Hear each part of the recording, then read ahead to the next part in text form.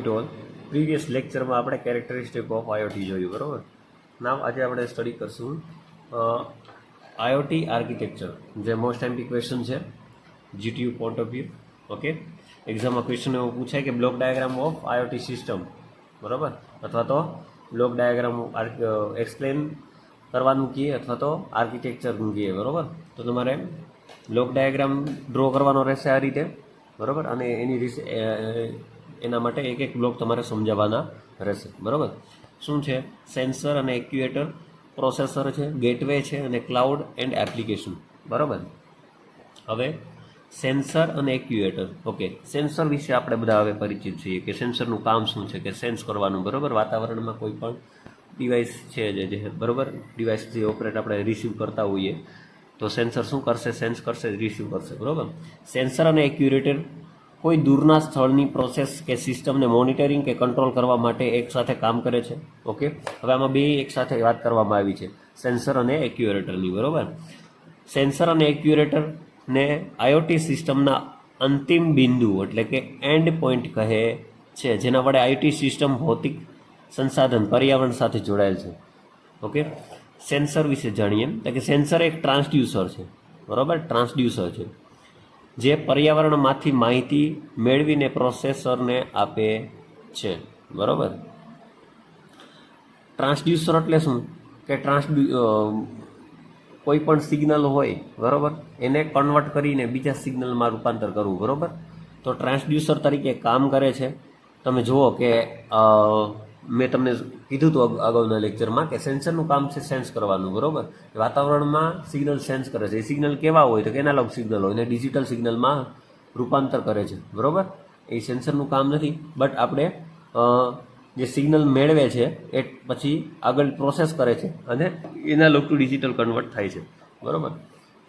આમાં એક્ઝામ્પલ આપ્યા છે, ગેસ સેન્સર છે, મોન્સ્યુર સેન્સર છે, વોટર ક્વોલિટી સેન્સર છે વગેરે, બરાબર. એક્યુએટર એ પણ એક ટ્રાન્સડ્યુસર જ છે જે પ્રોસેસરમાંથી મળતા સિગ્નલને આધારે પર્યાવરણના કોઈ ઘટકને કંટ્રોલ કરવા માટે જરૂરી એક્શન કાર્ય લે છે. ફોર એક્ઝામ્પલ ડીસી મોટર છે, એસી મોટર છે, રિલે, એલઈડી, વાલ્વ, ઓકે, સોલિનોઇડ છે, સ્વિચ વગેરે, બરાબર. પછી ઇન્ટરનેટના વિશાળ નેટવર્કમાં તેમને ઓળખી શકાય તે માટે એક યુનિક આઈપી એડ્રેસ સેન્સર અને એક્યુએટરને આપેલ હોય છે, બરાબર. સેન્સર અને એક્યુએટરને આઈઓટીના ફ્રન્ટ એન્ડ કહે છે. આ ખાસ યાદ રાખજો, આઈઓટી માટે સેન્સર અને એક્યુએટરને શું કહેવામાં આવે છે? ડ્રન્ટ, બરાબર. ડ્રન્ટ કહેવામાં આવે છે. ઓકે, જો આમાં વાત કરીએ યુનિક આઈપી એડ્રેસ આપેલું હોય, બરાબર, એટલે કે યુનિક આઈપી એડ્રેસ આપેલું હોય, આમાં શું થાય કે યુનિક આઈપી એડ્રેસ ન આપેલું હોય, બરાબર, તો આઈપી કન્ફ્યુઝ થાય. એની એક સ્પેસિફિક આઈપી આપેલા હોય છે, બરાબર, જેના દ્વારા વિશાળ નેટવર્કમાં કંઈ કન્ફ્લિક્ટ ન થાય, બરાબર.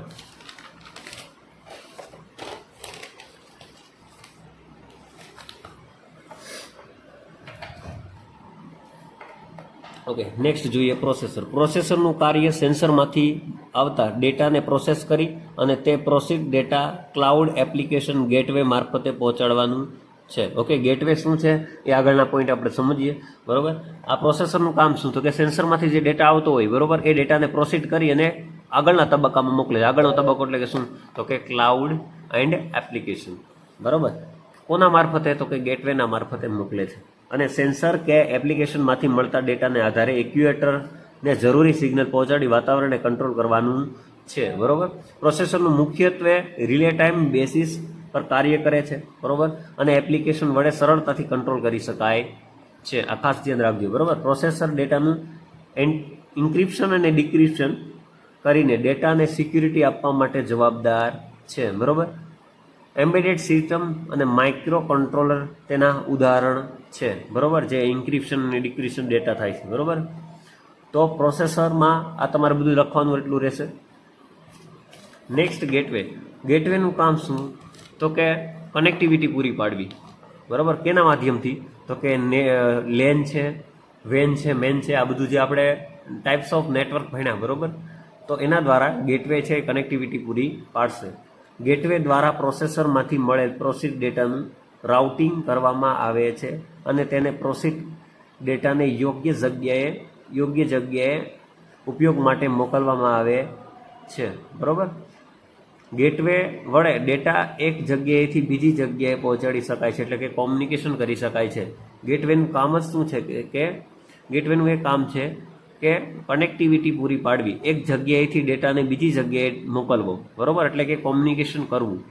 ઓકે, હવે ગેટવે તમને સમજાઈ ગયું કોના માધ્યમથી? તો કે લેન, વેન, પેન, બરોબર, એ વગેરે જે કોમ્પ્યુટર નેટવર્કના ઉદાહરણ છે જે. બરોબર. પછી ક્લાઉડ અને એપ્લિકેશન, લાસ્ટ બ્લોક જોઈએ, ક્લાઉડ અને એપ્લિકેશન વડે ગેટવે મારફતે આવેલ ડેટા, ઓકે, ગેટવેના મારફતે જે આપણને એપ્લિકેશનમાં ડેટા મળેલ છે તે યુટિલાઇઝેશન થશે અને એપ્લિકેશન ડેટાને યુઝર સાથે ઇન્ટરકનેક્શન કરવા માટે જરૂરી માધ્યમ પૂરું પાડશે. ઓકે, ક્લાઉડ અને એપ્લિકેશન. આ એપ્લિકેશન ક્લાઉડ બેસિસ એપ્લિકેશન હોઈ શકે. એપ્લિકેશન યુઝર કંટ્રોલેબલ છે. બરોબર. એપ્લિકેશન છે એ આપણા કંટ્રોલ કરી શકીએ એવી હોય. બરોબર, કે યુઝર એટલે કે આપણે કંટ્રોલેબલ હોય છે. બરોબર, આપણે એક એપ્લિકેશન છે એ કંટ્રોલ કરી શકીએ છીએ. For example smart home apps. Okay, આપણા ઘરના બધા ટીવી જોઈ લ્યો. બરોબર, એ આપણે કંટ્રોલ કરી શકીએ છીએ ને. ઓકે, એક્સેસ કરી શકીએ છીએ. Security system control app, smart watch વગેરે. બરોબર. ઘણી વખત ગેટવે મારફતે પ્રોસેસ ડેટા ફક્ત કોમ્પ્યુટર ડેટાબેઝમાં સ્ટોર થાય છે. આ ડેટાબેઝ લોકલ પણ હોઈ શકે અને ક્લાઉડ આધારિત પણ હોઈ શકે. બરોબર. નેક્સ્ટ જોઈએ IoT આર્કિટેક્ચર લેયર્સ. બરોબર, જો 7 માર્કનો તમને ક્વેશ્ચન પૂછાય, બરોબર, તો તમારે આ લેયર પણ કરવાના રહેશે. બરોબર. અને ખાલી જો તમને 4 માર્કનો ક્વેશ્ચન પૂછાય કે ખાલી block diagram of IoT system અથવા તો આર્કિટેક્ચર ડ્રો કરો, બરોબર, તો તમારે ખાલી આ બ્લોક ડ્રો કરી લેવાનો 4 માર્કનો. જો 7 માર્કનો ક્વેશ્ચન પૂછાય તો તમારે આ બધું લખવાનું રહેશે. બરોબર. એમાં ફર્સ્ટ લેયર જોઈએ કે સેન્સર. તમને ખબર છે કે સેન્સર જે છે એ આપણે મુખ્ય પાસો છે. જે સેન્સર છે, એક્યુએટર્સ, એમ્બેડેડ સિસ્ટમ લેયર. બરોબર, આપણે બ્લોક જોયા. બરોબર. પછીનું લેયર છે ગેટવે અને નેટવર્ક લેયર.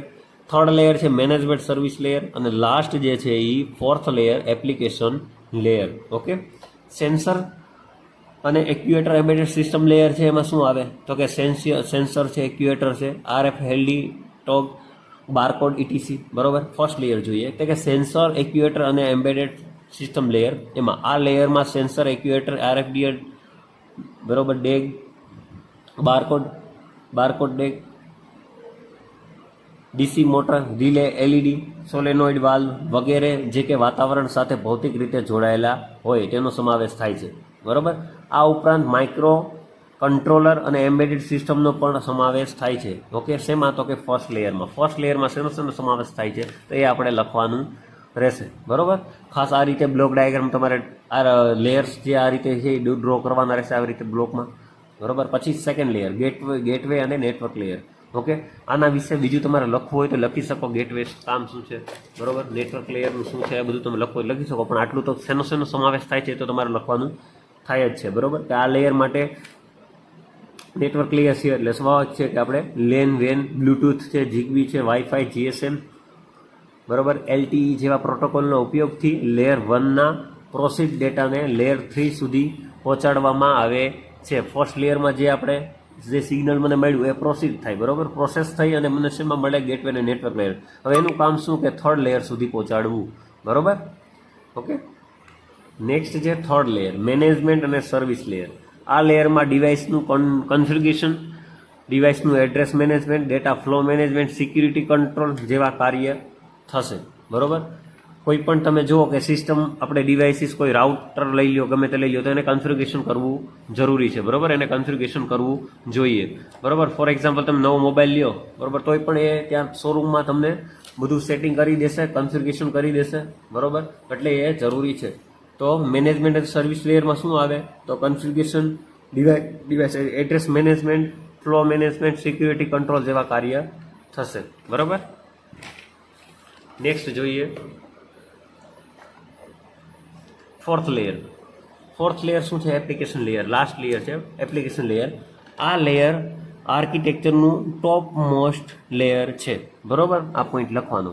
અથવા તો કોઈ તમને ક્વેશ્ચન પૂછે કે આઈઓટી આર્કિટેક્ચરમાં જે લેયર જે છે એમાં ટોપ લેયર કયું, તો તમારે શું કહેવાનું? Application layer. આ તમને ખબર હોવી જોઈએ કે જેના નીચેના લેયરોમાંથી આવેલા ડેટાને અસરકારક ઉપયોગ માટે જવાબદાર છે, બરોબર. આ લાઈન તમારે ખાસ લખવાની રહેશે એક્ઝામમાં, બરોબર. જુદી જુદી આઈઓટી એપ્લિકેશન જેમ કે વાતાવરણને લગતી, હેલ્થ કેરને લગતી, ટ્રાન્સપોર્ટેશન, ઉર્જા ક્ષેત્રે, જાસૂસી ક્ષેત્રે, હોમ ઓટોમેશનનો સમાવેશ થાય છે. આઈઓટી લેયર આઈઓટી સર્વિસ પ્રદાન કરે છે, બરોબર. એટલે કે એપ્લિકેશન બધી લખી છે કે આ કઈ કઈ જગ્યાએ ટ્રાન્સપોર્ટેશન છે, ઉર્જા ક્ષેત્રે, બધી જગ્યાએ, બરોબર. ઓકે, 4th લેયર સુધી. તો આટલું તમારે ખાસ યાદ રાખવાનું છે. ઓકે, કંઈ પણ ક્વેરી હોય તો મને પૂછી શકો. ઓકે, અહીંયા સુધી રાખીએ. નેક્સ્ટ આપણે જોશું આઈઓટી એનેબલિંગ ટેકનોલોજીસ, બરાબર, જે આપણે નેક્સ્ટ લેક્ચરમાં જોશું. Okay, thank you.